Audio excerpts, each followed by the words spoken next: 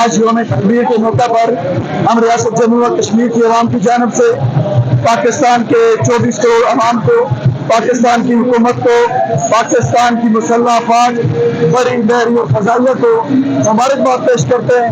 اور بالخصوص آج ہم پاکستان کے معروف سائنسدان ڈاکٹر عبدالقدیر خان اور ڈاکٹر سمرمند مبارک اور ان کی ساری ٹیم کو بھی خراج عقیدت پیش کرتے ہیں کہ پاکستان کون اسلامی ملکوں میں پہلی اتنی طاقت ہے، بلکہ وہ پوری امت کا دفاعی ہتھیار ہے۔ وہ 24 کروڑ لوگوں کی دفاع کو محفوظ رکھتا ہے۔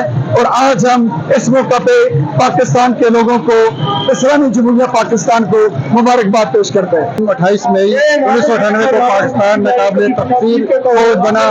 میں کشمیری عوام کی طرف سے پاکستان کو مبارکباد پیش کرتا ہوں۔ آج ہم کشمیری LOC کے رار اور پار اور دنیا میں جہاں بھی کشمیری مقیم ہیں ان کی طرف سے پاکستانی قوم کو، پاکستانی افواج کو مبارکباد پیش کرتے ہیں کہ آج کے دن الحمدللہ پاکستان کا جو دفاع تھا وہ ناقابل تسخیر ہو چکا ہے۔